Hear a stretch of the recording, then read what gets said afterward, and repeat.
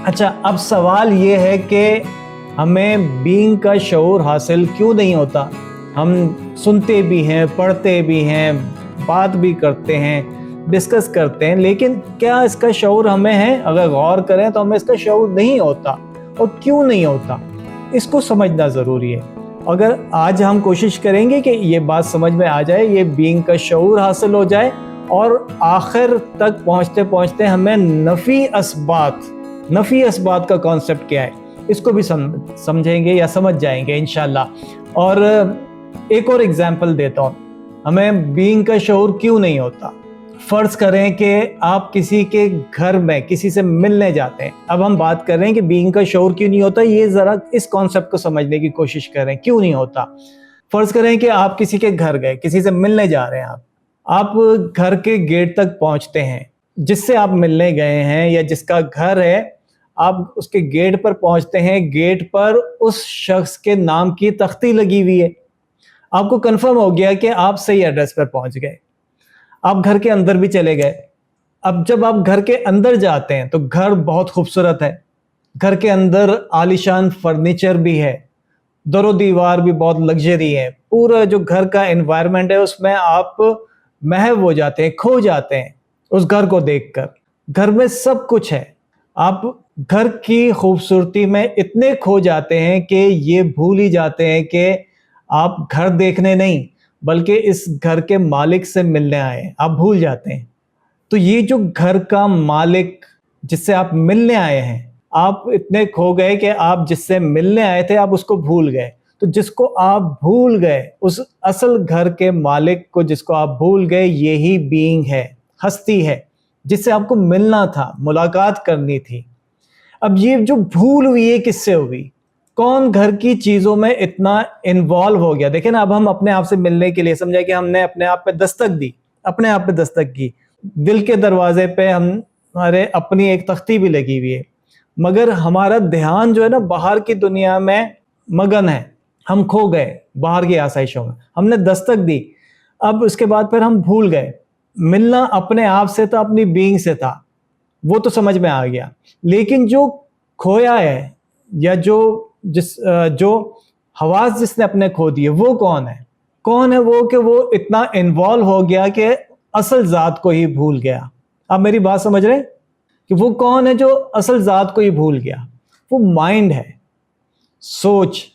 उसी तरह जिस तरह यूं समझ लें कि एक क्लास में टीचर ने अटेंडेंस के लिए स्टूडेंट्स का नाम लिए, सारे स्टूडेंट्स यस सर या प्रेजेंट सर कह रहे हैं, लेकिन एक स्टूडेंट उसका नाम आया और उसने प्रेजेंट सर नहीं कहा, क्योंकि वो गुम था। वो वहां मौजूद तो था लेकिन वो गुम था, नहीं था। मौजूद था मगर नहीं था। कहाँ गुम था? सोचों में, ख्यालों में था। वहां होते हुए भी वो वहां नहीं था। अब दोबारा उसी सिचुएशन को विजुलाइज करें कि आप घर के मालिक से मिलने के लिए घर में दाखिल हुए। आपकी तवज्जो सिर्फ और सिर्फ इस बात पर है कि अब आप घर की चीजों में, घर के एनवायरनमेंट में नहीं खो गए, बल्कि आपकी तवज्जो सिर्फ और सिर्फ इस बात पर है कि उस हस्ती से, उस वजूद से मुलाकात करनी है जिससे आप मिलने आए। आप इंतजार कर रहे हैं, अभी वो आपके सामने नहीं आया, आप उससे मुलाकात का इंतजार कर रहे हैं। आपका ध्यान सिर्फ और सिर्फ उसके इंतजार में है, उससे मुलाकात के इंतजार में है, उसको देखने के इंतजार में है। अब इस कैफियत में आपकी तवज्जो आसपास किसी और चीज की तरफ जाएगी? नहीं जाएगी, और जानी भी नहीं चाहिए। तो इसी तरह से ये जिस्म एक घर है, हमारी तवज्जो घर की डेकोरेशन की तरफ रहती है। ये डेकोरेशंस क्या हैं? ख्वाहिशात हैं। हम अपनी बॉडी को सिर्फ एक ढांचा समझते हैं, दरो दीवार और फर्नीचर समझते हैं। हम अपनी बॉडी के घर को ख्वाहिशात से सजाकर, संवार कर, गेट पर अपने नाम, अपनी आइडेंटिटी, अपनी पहचान की तख्ती लगाने की फिक्र में जिंदगी गुजार देते हैं। खुद ही मेहमान बनकर अपने आप से मिलने की कोशिश करते हैं, लेकिन फिर भी मिल नहीं पाते। क्यों? क्योंकि हम अपने आप को अपनी मर्जी के स्टेटस में देखने के ख्वाहिशमंद हैं।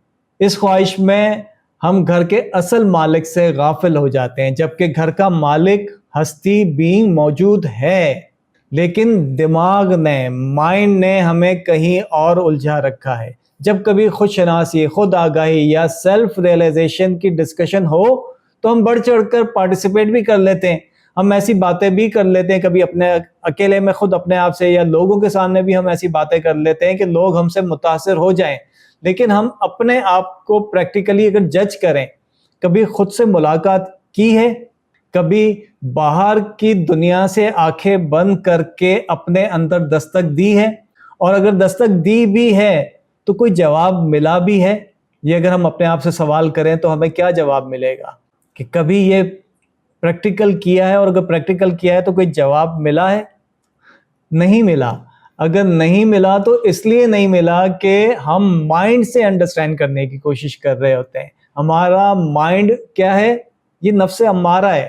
جب ہم کہیں بیت ہو جاتے ہیں، اب بیت ہو گئے اسی چیز کو سمجھنے کے لیے، اپنے آپ کو سمجھنے کے لیے، اپنی معرفت کو سمجھنے کے لیے، تو ہم بیت ہو گئے تو ہمارا غرور، گھمنڈ، تکبر اور بڑھ جاتا ہے۔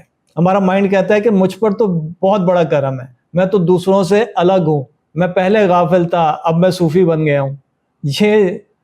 میں یہ آپ لوگوں کو نہیں کہہ رہا، سمجھ لیں میں اپنے لیے کہہ رہا ہوں، میں اپنی بات کر رہا ہوں، آپ لوگوں کو نہیں کہہ رہا۔ تو بہرحال مائنڈ سے اس طرح کی گفتگو جس میں تکبر بھی ہو، یعنی شکر گزاری میں عاجزی کی بجائے دوسروں سے کمپیریزن ہو نا، تو وہ پھر گھمنڈ بن جاتا ہے، تکبر بن جاتا ہے، اسے نفس کا پھلنا پھولنا بھی کہتے ہیں۔ اب سوال یہ اٹھتا ہے کہ کیا اگر ہماری کہیں نسبت ہے تو اپنی نسبت پر شکر ادا نہ کریں، شکر گزار نہ ہو؟ ضرور ہو۔ یہ شکر گزاری کردار میں نظر آنی چاہیے۔ صرف اپنے آپ کو ویسا ظاہر کرنے یا الفاظ کے ذریعے اپنے آپ کو ویسا ظاہر کرنا ایک الگ بات ہے، لیکن اپنے کردار سے اس طرح سے معاشرے میں زندگی گزارنا کہ آپ کو اپنا تعارف نہ دینا پڑے، آپ کا تعارف آپ کو نہ دینا پڑے، بلکہ لوگ آپ کی تعریف کریں، آپ کا تعارف لوگوں میں خود بخود پہنچ جائے۔